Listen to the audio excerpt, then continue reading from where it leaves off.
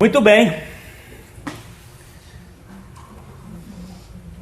Aquele que se fez indigno por nós, toda a glória e toda a honra ao Cordeiro ferido, que ali na cruz derramou seu sangue para a expiação dos nossos pecados, e que pela sua morte venceu aquele que tinha o poder da morte. Toda a glória e toda a honra seja dada a ele. Amém. O que é religião?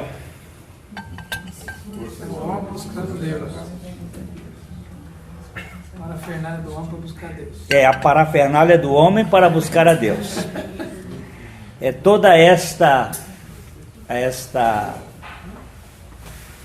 a construção de escadas e andaimes que o ser humano faz para que, através de suas próprias obras e justiça, ele possa ser aceito diante de Deus.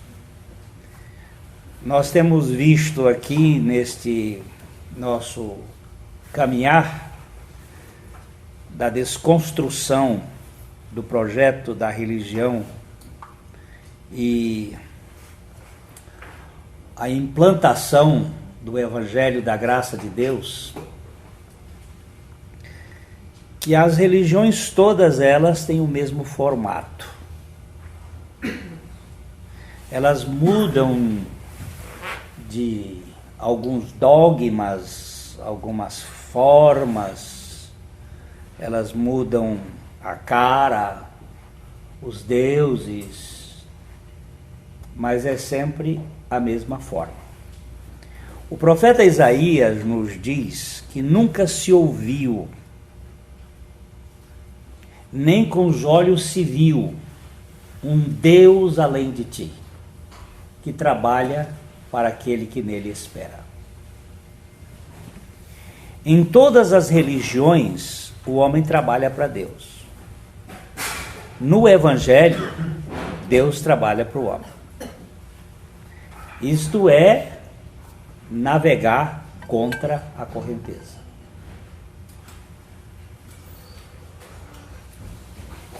Você sabe que é religião quando o seu esforço, seja ele qual for, vai tentar conquistar o favor divino. Você pode ter certeza de que trata de religião. Quando você, por exemplo, usa o jejum para conquistar o favor de Deus, isso é religião. Vou patuar. Hein? Eu vou patuar, né? É qualquer coisa. A oração, quando você usa a oração para que Deus te ouça, mas Deus não nos ouve pela oração? Não, Deus nos ouve pelo coração. Nós hoje vamos ver que Deus não vê como o homem vê. A oração é a expressão da comunhão de filho com pai. Não é a minha oração que vai despertar a atenção de Deus para comigo. É a graça de Deus que me desperta para eu procurar Deus. Se eu não tivesse luz, eu não teria visibilidade. Ainda que eu tenha meus olhos perfeitos. Se eu não tiver a graça de Deus, eu não tenho comunhão com Deus, eu não tenho relacionamento com Deus. Tudo começa em Deus. Tudo vem por Deus. E tudo é feito para Deus. Isso é evangelho. Então, nesse capítulo 16 de Gênesis, que nós estamos estudando a religião desde o capítulo 3 de Gênesis, quando ela surge. E nós estamos vendo o processo da religião se infiltrando no seio da humanidade e como Deus vai pondo a semente do Evangelho naqueles a quem Ele, pela sua graça, está trabalhando. A religião, já vimos que é sempre esta caminhada de baixo para cima, enquanto que o Evangelho é de cima para baixo. Eu ainda essa semana estava meditando no texto, quando Pilatos queria até soltar Jesus e queria conversar um pouco mais com Jesus, ficou fustigando, querendo saber de onde ele vinha, ficou calado. Ele disse: o senhor não sabe que eu tenho autoridade para te soltar e para te prender? E Jesus disse: nenhuma autoridade teria se do cima não fosse lhe dada. E isso fez até Pilatos calar-se. O que vem de cima é Deus operando para nós. Agora, nós estamos sempre colocando as nossas rampinhas para chegar um pouco mais alto, os nossos pódiozinhos para ficar mais visível, para tentar conquistar Deus de alguma maneira. E nós estávamos vendo que Deus havia dito que Abraão seria pai de um herdeiro. E a partir daquele momento, Dona Sarai, que é o nosso personagem aqui representativo de uma aliança, ela toma a iniciativa de dizer: não, eu não posso ter filhos, a escrava vai ter filhos por mim e vai me edificar. Aí vimos todo essa trama das duas mulheres gerando um conflito cósmico, um conflito familiar que se tornou uma guerra universal, que vai perdurar até o fim dos tempos. E todos aqueles caminhos que vão cair na humilhação da escrava, e a escrava foge, e nós somos sempre fugitivos de Deus. A nossa história é uma história de fugas, desde o Jardim do Éden que nós somos fugitivos. Nós não queremos Deus, nós somos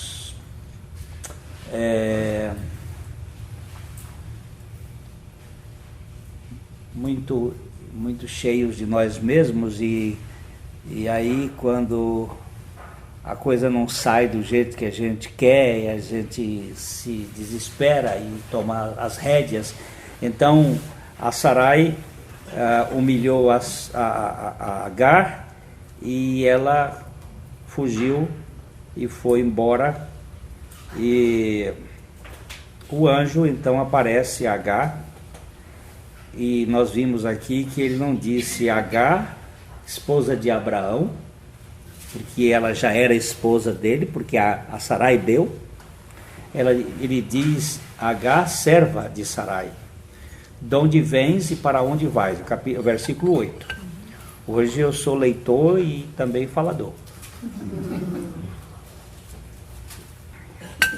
De onde vens e para onde vais? Esse é sempre os movimentos da gente. Ela estava indo para o Egito, voltando para o Egito. Ela estava em Sur, que é um deserto, e ela estava retornando para a sua pátria. É a porca lavada que volta ao seu espojadouro. É a representação de uma pessoa que vai muitas vezes para a igreja, fica na igreja ou é criada na igreja, mas a natureza dela é uma natureza de lama. Ela quer mesmo se chafurdar, porque ela nunca teve o seu coração trocado. E o anjo, então, aqui diz assim: de onde vens, para onde vais? E ela respondeu: fujo da presença de Sarai, minha senhora. Mas ela estava reconhecendo que, de fato, ela estava fugindo. E isso é um bom sinal. O sinal de quando você é confrontado com Deus, você dá a sua identidade. Como aconteceu com Jacó, isso nós vamos ver mais para frente, mas quando Deus pergunta: como é teu nome? Ele diz: meu nome é vigarista, é Jacó. Eu sou um passador de gente para trás, eu sou especialista nesse assunto. Aí Deus diz: pois é, já que você se confessou, eu agora vou mudar a sua natureza e você vai ser um príncipe. É um príncipe manco, mas é príncipe. Eu nem vou falar isso porque está sendo gravado. Mas se nós tivéssemos um príncipe no Brasil, seria manco. Se voltássemos à casa real. Porque o nosso herdeiro de Dom Pedro II é coxo. Mas eu prefiro um coxo com nobreza do que um sem dedo. Deduzindo outras coisas mais, vocês podem ir falando.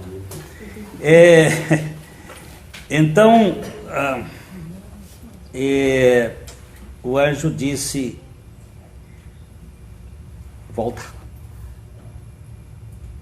volta para a tua senhora e humilha-te sob suas mãos. Isto aqui diante de Deus. Agora tome isso diante do Senhor.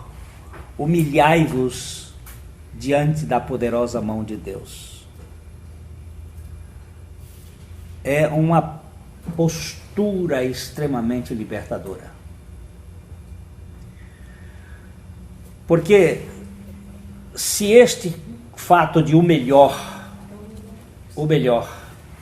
luciferiano, dizer eu sou Lúcifer e eu vou subir até aos mais alto trono e colocarei lá Isaías capítulo 12, 14, esse é o texto que está sendo citado, essa ascendência. O movimento de cima para baixo é o Senhor Jesus se humilhando. E a Bíblia dizendo: tende o mesmo despreendimento, seria talvez a palavra melhor para traduzir o sentimento, o mesmo despreendimento que houve em Cristo Jesus. Que estando na posição de Deus, não teve como usurpação o ser igual a Deus, mas humilhou-se a si mesmo. E agora eu diante do Senhor me humilhar, pela graça de Deus. Isto vai esvaziar-me de todas as minhas arrogâncias e prerrogativas e qualquer coisa que a gente tenha. E o anjo disse: volta para a tua senhora. E eu vou aqui usar a expressão: volta-te para o teu Senhor e humilha-te. E põe a boca no pó, porque humilhar nada mais é do que estar no humus.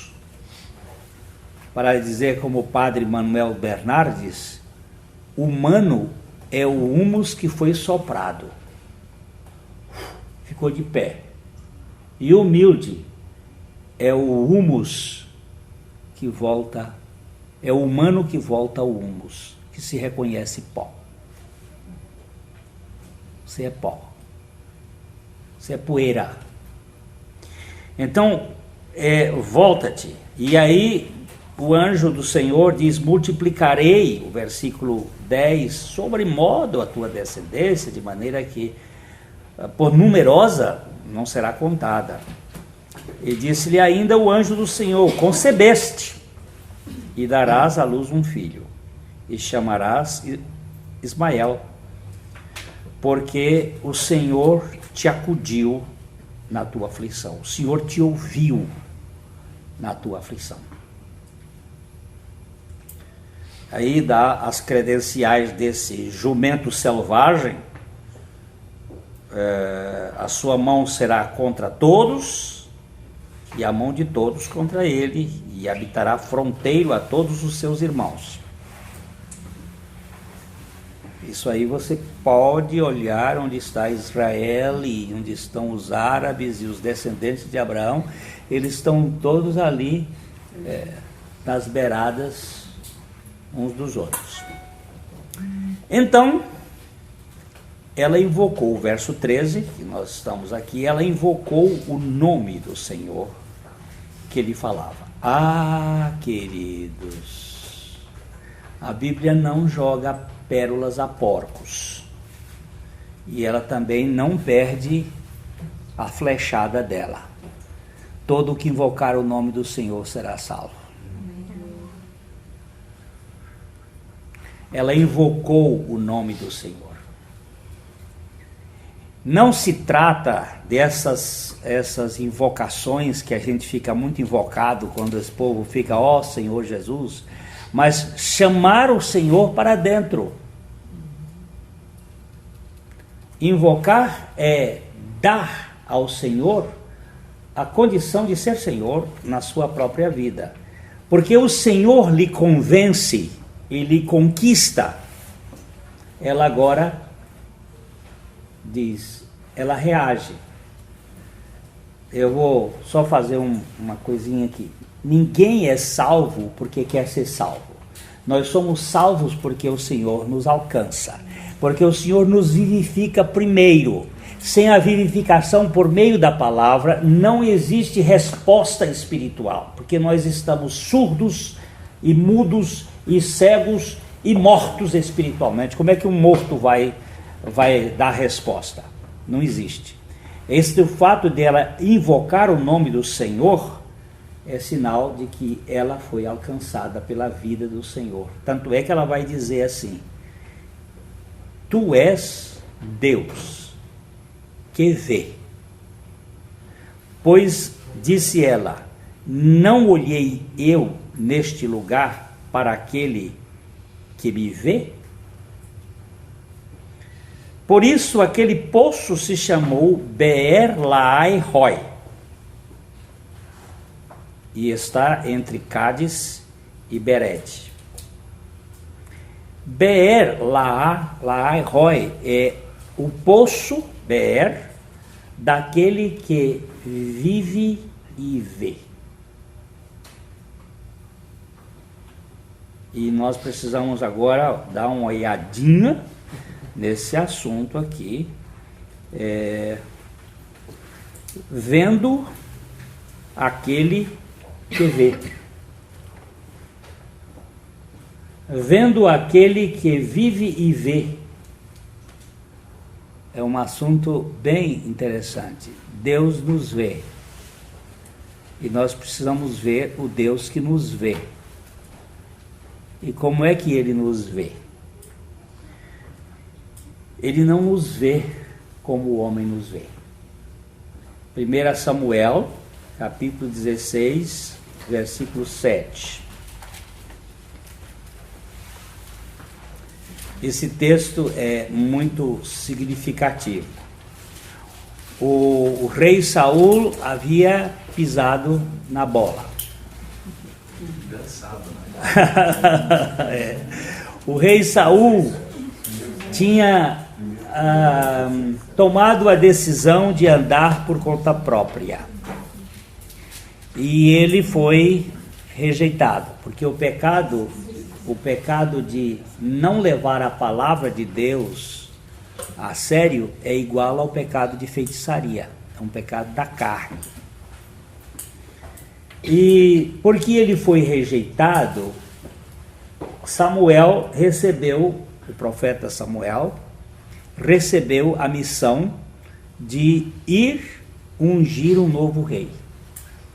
E ele pegou um chifre de carneiro, encheu de azeite e foi para a casa de Jessé, que o Senhor tinha mandado para lá. E quando ele chegou lá, o Jessé tinha 8 filhos. E cada um mais bonito e mais, mais passareliável do que o outro.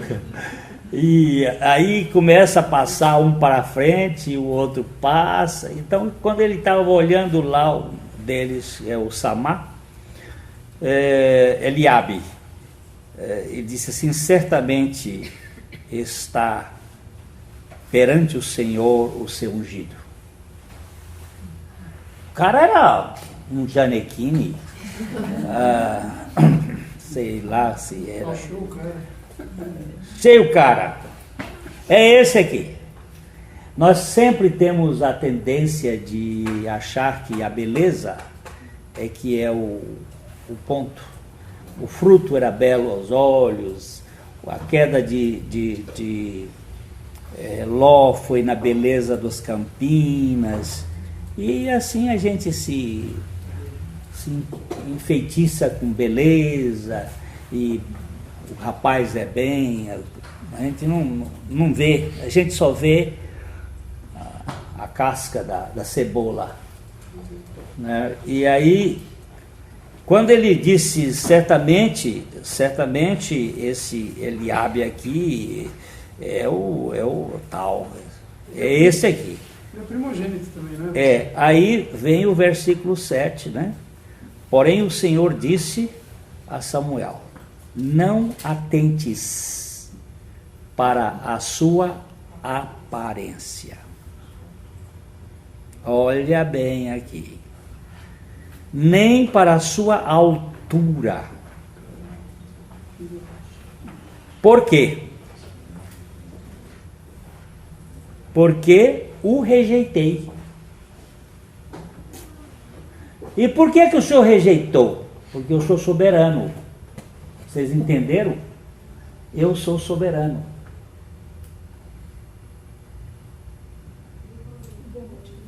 Esse é o assunto mais difícil da Bíblia, chama soberania de Deus. Eu posso chegar na loja e escolher a camisa que eu quero. Eu posso chegar e escolher o sapato que eu quero. Agora Deus não pode escolher. Esse é um assunto que todo mundo se briga com ele. Ele diz: eu rejeitei. E por que o Senhor rejeitou? Os olhos são diferentes. Porque eu vejo diferente de vocês. Porque o Senhor não vê como vê o homem. O homem vê o exterior, porém o Senhor vê o coração. Agora, eu quero deixar uma coisa aqui para você pensar. Se é uma escolha segundo a graça, não é segundo as obras. Caso contrário, a graça não é graça. Isso Paulo está dizendo lá. E se é pela graça, quanto pior, melhor. O que significa a escolha de Davi? Significa que ali estava o rabo-talho da questão. E não foi sem dúvida que a gente viu que ninguém era Davi, não. Só que Davi era uma pessoa que Deus trabalhava com ele. Mas era um desmantelado. Era um cavaco mal feito. Só que Deus, quando bota a mão, ele não tem mais jeito. Ele sabe como ajeitar essas coisas. Então, eu queria que você observasse bem aqui. Como o Senhor vê? O Senhor não vê o exterior. E aí nós precisamos verificar por que às vezes a coisa não está funcionando comigo. Porque eu às vezes só tenho discurso.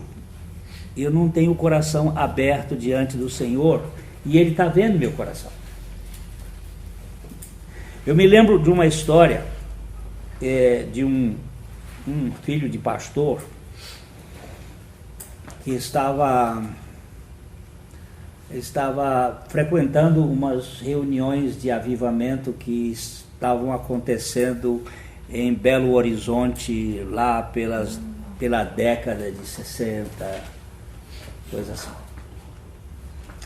E naquele lugar tinha um grupo que orava, e aquele moço foi lá um dia e começou a declamar um poema de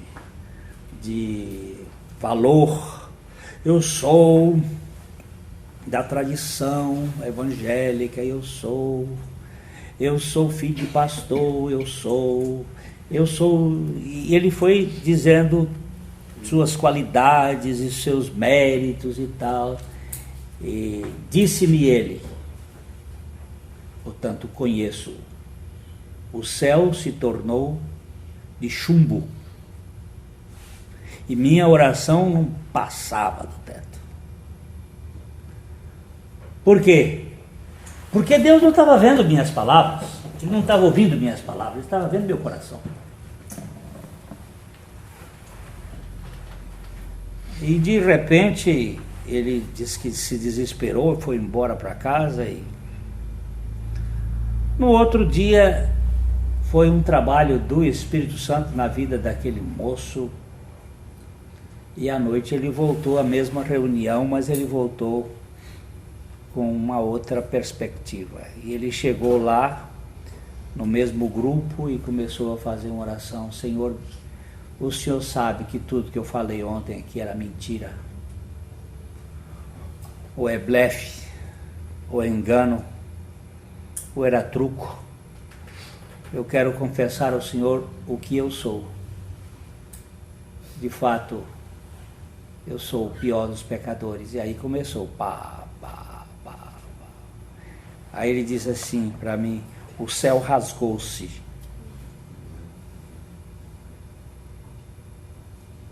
E de repente se manifestou a graça de Deus, de uma maneira tão poderosa. Por quê? Porque Deus não está vendo palavra. Que palavra, meu amigo? Diga teu nome, Jacó. Pronto. Quem é você? Sou uma serva de Sarai, estou fugindo. Estou aqui me escondendo. Pois é. Não finja ser o que você não é, porque Deus está sabendo. Deus está sabendo, ó. Essa história de... quando você vai fazer um emprego, tem um currículo. Outro dia eu estava vendo um desses comentaristas dizer assim, por favor, não bota muito curso, não bota um bocado de coisa, não, que o cara diz assim, ó, esse cara aqui é snob, tá? Bota o básico, seja você. Nós temos uma tendência de querer ser o que não somos, de querer apresentar. No mundo corporativo pode até acontecer, ser valorizado isso. Agora Deus sabe quem você é, sabe quem eu sou desde a eternidade passada. Então Ele não vai estar iludido conosco. É bom nós nos desiludirmos. Porque a desilusão não é Deus, é nossa. E Deus não vê como nós vemos. Uma senhora lá na igreja chegou um dia, alguns anos atrás, e disse, pastor, o senhor é o nosso representante. Eu disse, quem te deu essa procuração? Ela querendo me jogar lá nas alturas. Essa procuração eu não recebo e a senhora não conhece quem eu sou. Eu sou um homem de Deus. Eu digo, de Deus eu sou mesmo. Mas eu só sou dele, sabe por quê? Porque ele veio me buscar. Mas eu, para ser homem de Deus, tenho que ser o pior. Não, pastor. Eu digo, olha, Ele veio buscar e salvar o pecador. Não me venha com essa de meritocracia, que isso aí é da turma de Nimrod. Pode sair daí que eu não compro essa não. Deus já me mostrou quem eu sou. E Ele já me mostrou quem Ele é. E eu fico com o que Ele é. Tem muita gente que quer viver uma vida de faz de conta. Mas Deus vê. Vamos dar uma olhadinha no Salmo 139, os versículos 13 a 16. E aqui uma sequência. Tu me formaste. Tu formaste o meu interior. Tu me teceste no seio da minha mãe. Graças te dou, visto que, por modo assombrosamente maravilhoso, me formaste. As tuas obras são admiráveis, e a minha alma o sabe muito bem. Os meus ossos não te foram encobertos, quando no oculto eu fui formado, entretecido como nas profundezas da terra. Os teus olhos me viram a substância ainda informe. E no teu livro foram escritos todos os meus dias, cada um deles escrito e determinado, quando nenhum deles havia ainda. Antes de haver dia, significa antes de haver tempo. Isto foi na eternidade. Tu já me conhecias. Vai querer enganar o homem? Vai querer enganar o homem, rapaz? Que história é essa de querer fazer isso? Essa é a história da burla luciferiana, que ele é demônio, mas vive como anjo de luz, porque ele é um anjo caído e age com essa burla. Então, queridos, nós precisamos ter a noção clara de que Deus nos vê antes de nós existirmos. Ele não nos vê como o homem vê, e Ele nos vê antes que nós existíssemos.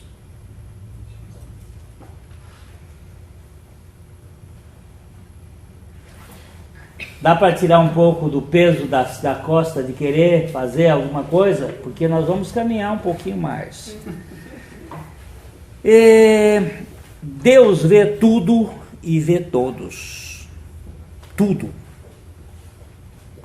O Provérbios 15:3 tem um texto muito interessante que mostra que os olhos do Senhor estão em todo lugar, contemplando os maus e os bons.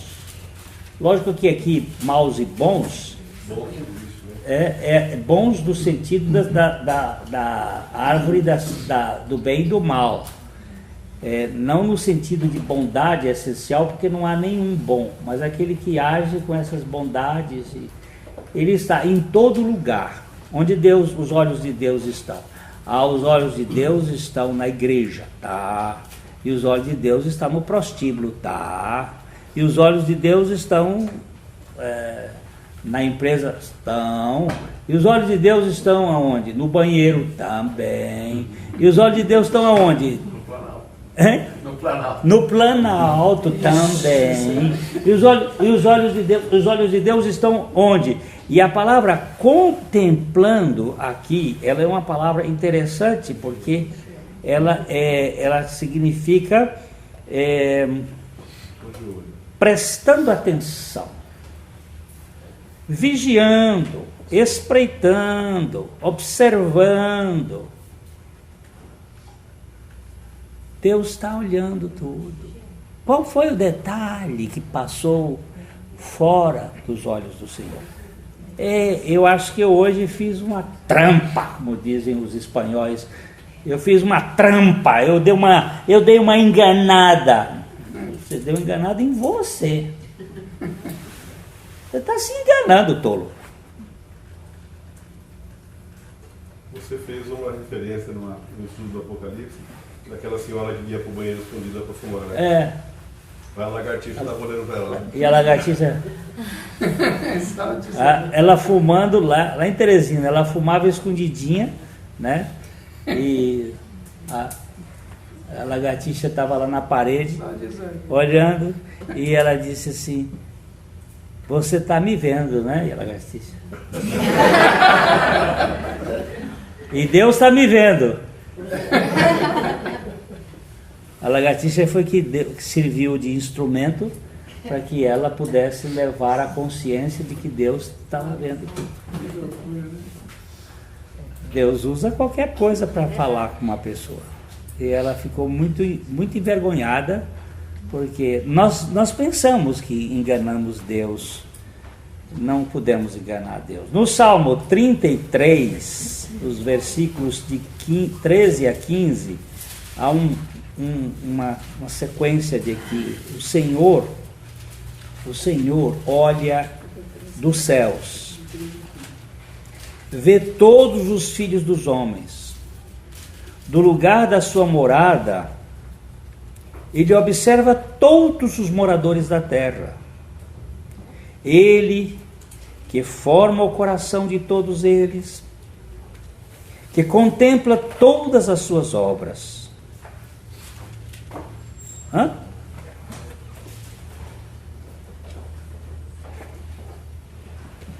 Como é que dá? Deus sabe quando você passa aquele cheque voador. Mas ele não está ali para lhe meter a foice. Ele está ali para ele, primeiro, que ele não vai ser enganado, e para poder trazer você a consciência de que você está se enganando.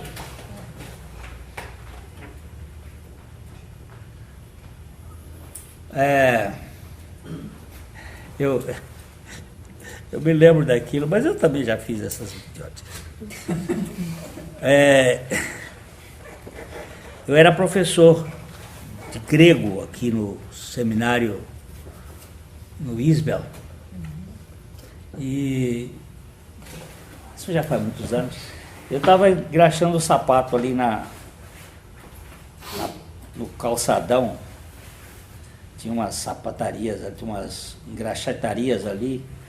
Eu estava ali engraxando o sapato e perto do Banco do Brasil passava um aluno meu lá do Isbel, ele estava passando e vinha vindo uma moça dessas violões perfeitas, toda rebolativa, e ela vinha andando ali e ele, quando ela passou por ele assim, ele foi acompanhando, virou a cabeça e foi olhando, não, virou mesmo o corpo e ficou olhando, e ele volta. Quando ele volta, eu estou olhando para ele. E eu estava assim, com aquela cara de quem estava querendo rir, mas não rindo. Quando ele me viu, ele pegou. Aí eu virei, na época era o Sarney. Que era, eu digo assim, eu não sou fiscal do Sarney, não. As pessoas pensam que eu tenho que dar conta às pessoas. Eu tenho que dar conta àquele que me vê. Não. Para com essa bobagem. Para com essa tolice de querer agir diante das pessoas. Se eles não me viram, então eu estou salvo. Não, nós só vamos ser curados na luz. Nós não precisamos o Senhor vê os nossos caminhos todos. Provérbios capítulo 5, verso 21 também fala sobre este ponto. há muita ênfase de saber. Eu estou diante do Deus que me vê, mas eu estou vendo esse Deus que me vê, ainda que eu não o veja. Mas eu vejo que Ele me vê. E eu o vejo me vendo. E me vendo em Cristo. Isso aqui é mais para frente um pouquinho, que é o gostoso dessa história. Porque os caminhos do homem estão perante os olhos do Senhor. E Ele observa todas as suas veredas. Não só os caminhos, mas também os atalhos. As veredas que a gente coloca por caminhos assim, mas esse aqui está mais escondidinho. Pois é, esse aí também eu sei. Eu sei a intenção do seu coração. Eu sei o propósito do seu coração. Agora, se você quiser que eu corrija isso, eu vou corrigir. Não se esconda de mim. Não fuja da minha face. A palavra que a gente vai chegar uma hora dessas aí é Peniel, que é aquilo que aconteceu com Jacó antes de Jaboque. Peniel é face a face. Eu vi o Senhor na minha face e a minha alma foi preservada, foi salva. Toda forma de fingimento, ela é adoecedora. Eu disse num programa desses que a gente gravou recentemente, eu não tenho medo de revelar-me ao Senhor. Eu tenho medo de me revelar às pessoas. Como Davi, eu digo, eu quero cair nas mãos de Deus porque eu vou achar misericórdia. Mas nas mãos das pessoas não há misericórdia. E, infelizmente, a igreja, que deveria ser a casa da misericórdia, ela é o tribunal de acusação. Impressionante. Agora, isso para ser restaurado, nós temos que ter essa consciência de Deus, que nós somos instrumentos de restauração das pessoas, para ouvir as suas dores e não condená-las. Na segunda-feira, dia 28, o Dr. Davi Van Dyke, ele vai estar dando um curso lá para casais, para família, quando as fraquezas são motivos de fortaleza para a família. Porque nós não temos esse conceito de que as nossas fraquezas podem ser bênçãos. A Bíblia não esconde os erros das pessoas. A Bíblia não passa a mão nos defeitos, nos fracassos, nos pecados. E quando as fraquezas podem ser instrumentos de graça,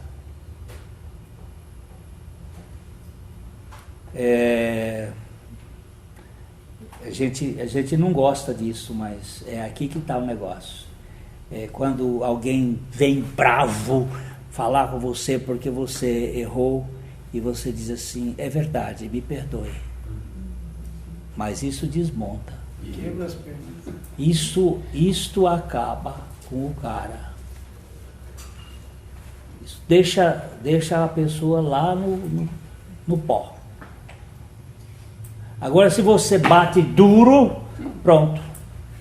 Esperneia e cria problema. O Senhor tem os seus olhos perante todos os nossos caminhos. Para quê? Para saber. E é bom a gente saber que Ele sabe. Mas Ele não sabe para nos condenar. Ele sabe para que nós possamos saber que Ele sabe. E o saber dele é um saber misericordioso. Eu gosto daquele olhar de Jesus para Pedro. Pedro tinha negado Jesus 3 vezes. Jesus tinha dito para ele, Pedro, porque Pedro tinha dito assim: todos podem te trair, todos podem se escandalizar. Eu? Não, never. E Jesus disse: ô Pedro, o galo vai cantar hoje. E antes que ele cante, você vai me negar 3 vezes. O senhor pode ter certeza que eu estou disposto a ir para a morte contigo. Tá bom.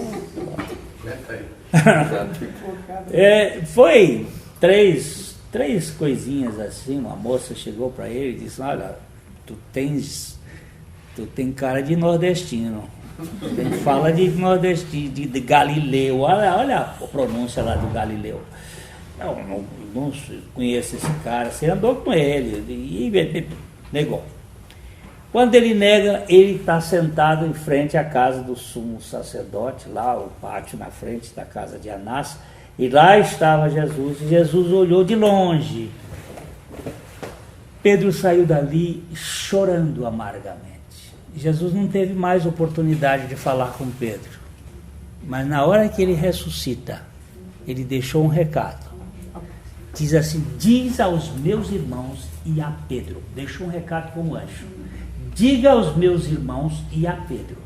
É a primeira vez que Jesus chama os seus discípulos de meus irmãos. E a Pedro, que eu vou me encontrar com ele na Galileia. Porque foi lá na Galileia que eu chamei ele, e é lá na Galileia que eu vou recuperar ele. E se foi na beira do fogo que ele me negou, vai ser na beira de um fogo que eu vou recuperar esse cara. Porque foi exatamente na beira de uma fogueira que Jesus recuperou Pedro. E quando eles não tinham pegado nenhum peixe, Jesus já tinha peixe assado. Ele pescou primeiro do que eles e já preparou o quebra-jejum deles ali. E Jesus, nós precisamos ter a consciência de que Ele está nos vendo, não para nos condenar, mas para nos salvar. Precisamos ter a consciência da visão de Deus. Eu gostaria de ler mais esse texto de Provérbios 15, 11. Para que nós tenhamos esta consciência, isto é saudável. Não é ria porque você está sendo filmado. Essa é o tipo da hipocrisia desgraçada desse sistema de controle. Ria porque você está sendo amado. Eu falei para a moça, onde eu estava num consultório médico, e tinha assim: sorria porque você está sendo filmado. Eu digo: que mais espetacular. E era em nome de Jesus. O negócio lá tinha uma propagandinha de Jesus, de que coisa mais hipócrita é essa. Só porque eu estou sendo filmado. Eu sabe como é que é para mim? Sorria porque você está sendo amado. Aí ela disse: você sabe que faz sentido? Lógico que faz sentido. Eu estou sorrindo porque Deus me ama do jeito que eu sou. E isso me dá muita alegria. Agora, porque eu estou sendo filmado, para quem vai ver? Eu não vou roubar porque eu tenho um negócio lá filmando. Eu não vou roubar porque eu amo. Pronto, sarou. E aí, o além e o abismo estão descobertos perante o Senhor, quanto mais o coração dos filhos dos homens.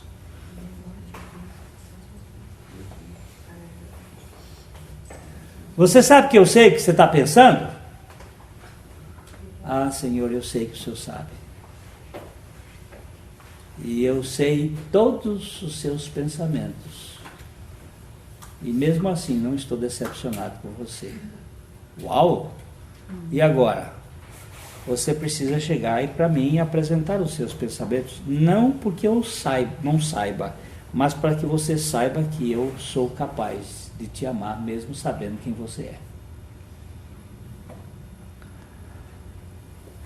Tendo Deus na plateia, eu não preciso de homens me controlando. Se Deus está me vendo, isso me basta. Eu vou ser curado. Lucas capítulo 16, versículo 15.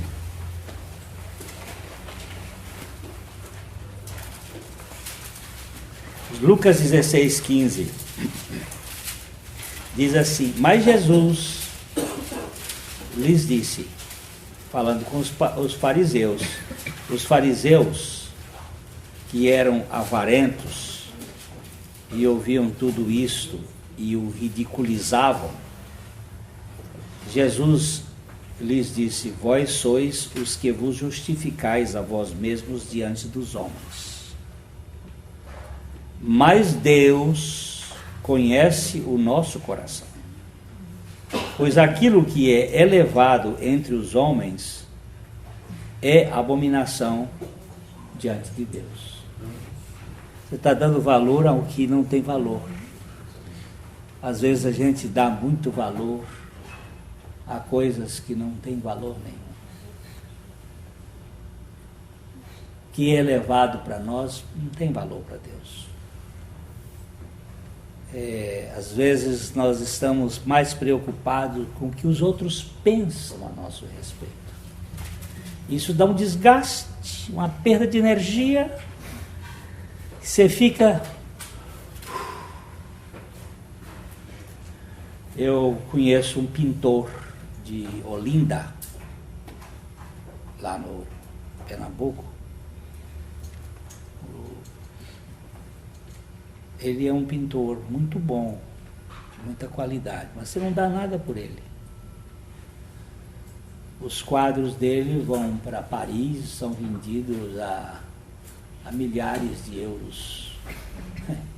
Ele sempre diz assim: eu não sei o que esse povo dá esse valor nesses quadros. Não sei o que eles veem nisso. Ele fica abismado. Mas uma vez ele foi receber um prêmio da Bienal de Artes, lá no Teatro Municipal, no Teatro Nacional do Rio de Janeiro. E ele anda de calça rancheira, feita de algodão. Não é essas. É aquela mesma algodão grosso. E anda a gente chama lá de salga, né, no Nordeste. Salga porque quando você anda a terra, ela joga a terra no traseiro, então salga, né? E ele anda com aqueles negócios, chinelo e camisa rancheira, bem... Quando ele entrou no Hotel Nacional, o ascensorista virou-se para ele e disse assim: por favor, o senhor vai para o elevador de serviço. E ele pressa, foi para o elevador de serviço, onde ele está acostumado. E subiu. Quando o ascensorista percebeu depois, lá em cima, que o homem era o homenageado, veio pedir perdão para ele. Ele disse: moço, você me botou no meu lugar. Na verdade, eu não sei o que eles estão me dando esses prêmios aqui, porque eu sou matuto. E ele fica admirado. Os quadros dele são bons, viu? O quadro do João Cláudio é de dinheiro muito. Mas ele não se valoriza, porque ele tem uma consideração de que aquilo que é elevado aos homens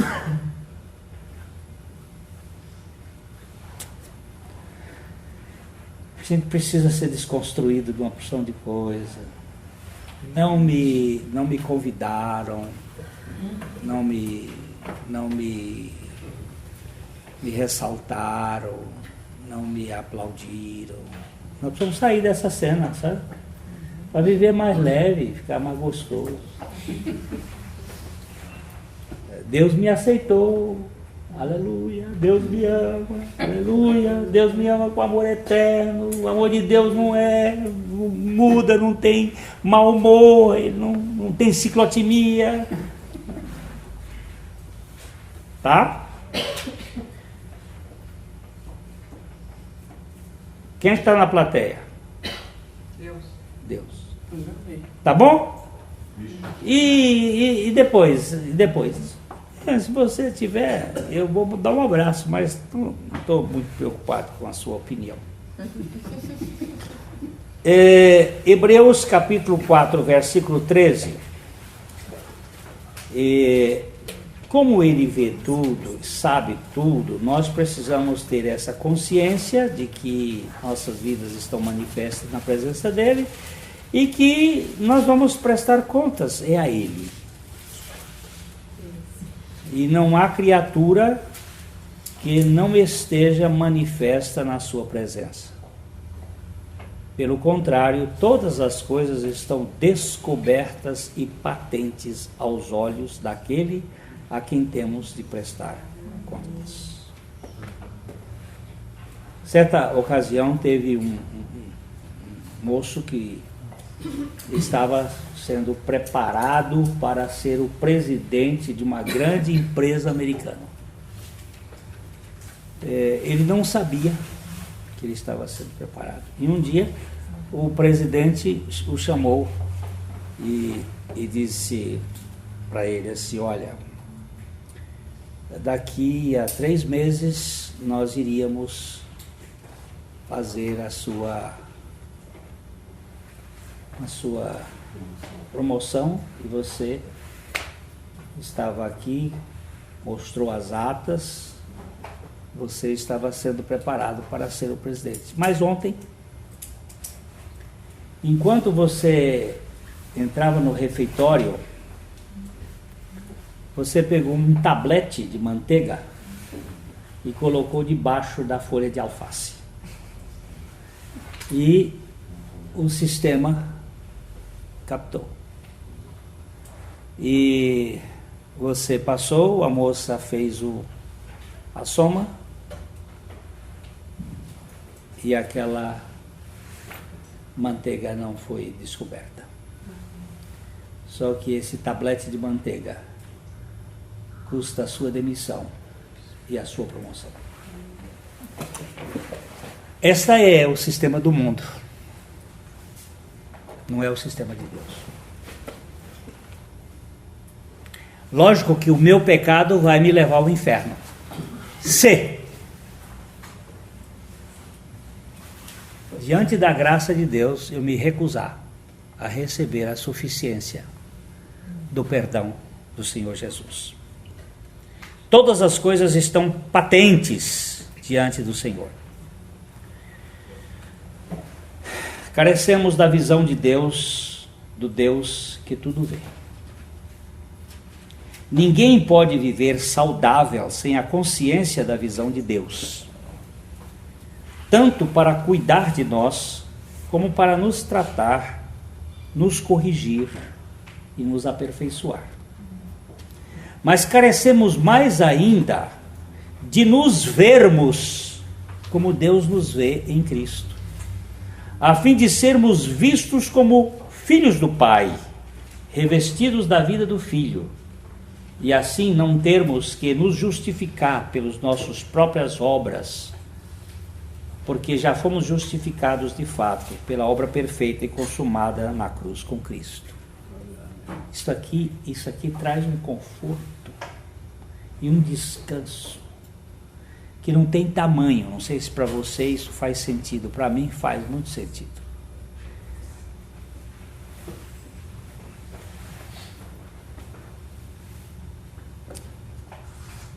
Eu fui fazer um casamento de um médico que teve uma série de problemas aí no passado e para entrar no casamento tinha que ter um cartão. Ele tinha que dar porque... Eu entrei para esse casamento no fim do segundo tempo, porque o pastor que ia fazer desistiu lá por alguma razão. E ele me ligou de fora pedindo se eu podia atender esse caso. Eu tenho um projeto, um propósito com Deus, que se eu puder, que eu seja sempre parte da solução dos problemas e nunca parte dos problemas. Se não posso, não posso, mas se puder. E aí fui verificar, eu estava voltando de uma viagem e disse, olha, eu posso. E na hora que nós chegamos lá no casamento, não tinha recebido tal cartão.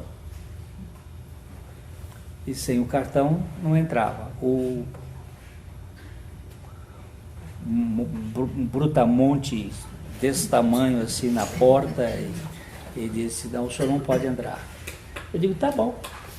Eu volto daqui e você diz pro noivo que não tem pastor para fazer o casamento, porque você me vetou. E eu já estou voltando. Eu estava com a minha esposa e começamos a sair.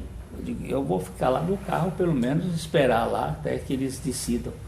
Quando eles sentirem falta, nós entramos na festa. Aí, quando eu estava voltando, a promoter virou, pastor Glênio, por favor, vem cá.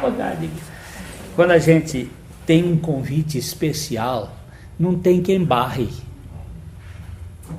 Você presta atenção que quem lhe convidou foi o noivo. Não é um convite de parente, não. É um convite do noivo. O noivo que te convidou para a festa. Jesus te convidou para a festa. E ele pagou toda a conta. E ele não tem... Você para de ser besta. Viu? Deixa de ser idiota. Be'er Lahai Roi. É o poço daquele que vive e vê. Ele é a fonte que fala da visão do que vive por meio da vida que vem da morte. Aquele que é a ressurreição e a vida. Aquele que vê com os olhos da encarnação justificada pela cruz e restaurada pela vida eterna, de tal modo que os que creem são vistos nele e vistos por ele totalmente santos. Aleluia. Teve um articulista que escreveu na Folha de Londrina sobre o padre Anchieta a semana passada, mas ele desceu a ripa no tal Anchieta. Como é que esse cara foi santo? Nem padre ele era quando chegou no Brasil. Aí ele vai dando uma série de coisas. Agora, ele pode ser santo por meio de processos. E nós fomos feitos santos por meio da graça de Deus em Cristo Jesus. Isto nos dá muita tranquilidade. Nós não somos perfeitos, mas somos santos em Cristo Jesus. Que o Senhor nos dê graça de perceber que Ele nos vê e sabe tudo a nosso respeito. E mesmo assim não está decepcionado e fez uma obra perfeita em Cristo Jesus para nos libertar de toda a nossa máscara para vivermos para a glória dele. Amém. E o bom é que ele continua nos amando. Hein? Ele continua nos amando. Ele continua nos amando. Ele continua nos amando. Ele continua nos amando. Ele continua nos amando. Ele continua nos amando. continua